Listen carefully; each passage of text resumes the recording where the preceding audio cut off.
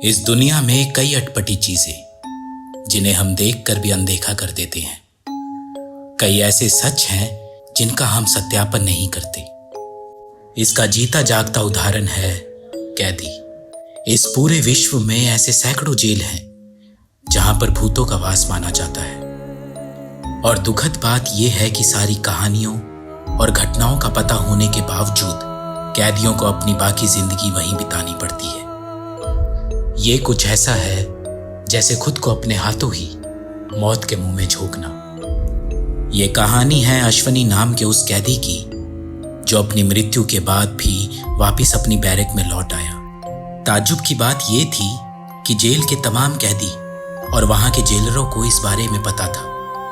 कई बार देर रात अश्वनी को अपने बैरक में चहलकदमी करते हुए देखा गया, लेकिन मौत के उस सच से कोई भी मुंह फेरना नहीं चाहता था। मुझे अश्वनी के बारे में जानकारी सबसे पहले राकेश से मिली। राकेश उसी जेल का कैदी और एक समय में अश्वनी का गहरा दोस्त था। राकेश से हुई पहली मुलाकात का वो पहला वाक्य आज तक मेरे जहन में जिंदा है। कुछ कैदियों को जीते जी अपनी जेलों से इतना लगाव हो जाता है कि मृत्यु के बाद भी वो पुनः अपने बैरक में लौट आते हैं। अश्वनी उनमें से एक है। वो अपनी बैरक में किसी भी अन्य कैदी का रहना बिल्कुल भी बर्दाश्त नहीं कर पाता। नतीजन जेल के उस बैरक नंबर 7 को हमेशा हमेशा के लिए बंद करना पड़ा। राकेश से हुई आगे की बातचीत में उसने हमें राम दुलारे के साथ हुए उस हादसे का अंश भी बताया। जमीनी विवाद के जुर्म में राम दुलारे को कोर्ट ने 7 साल की कैद सुनाई थी। तकरीबन 38 साल का होगा वो। ऊंचाई भी कुछ ज्यादा नहीं, यही कोई 5'6" या 5'7" के आसपास का होगा।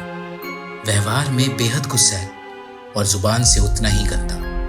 किसी भी कैदी के साथ उसकी कभी नहीं बनती थी। जिस भी बैरक में उसे बंद किया जाता तो कभी किसी कैदी से लड़ पड़ता तो कभी किसी।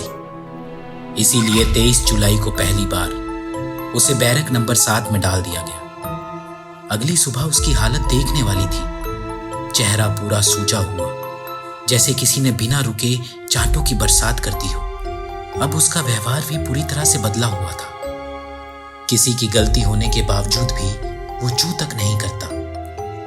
कुछ दिनों बाद कंसल्टेंट से हुई बातचीत में उसने पहली बार अश्वनी की आत्मा का जिक्र किया कि कैसे उस रात अश्वनी ने राम दुलारे की तमाम कोशिशों के बाद भी उसे बुरी तरह से पीटता रहा जब तक कि उसकी हालत अधमरी ना हो गई।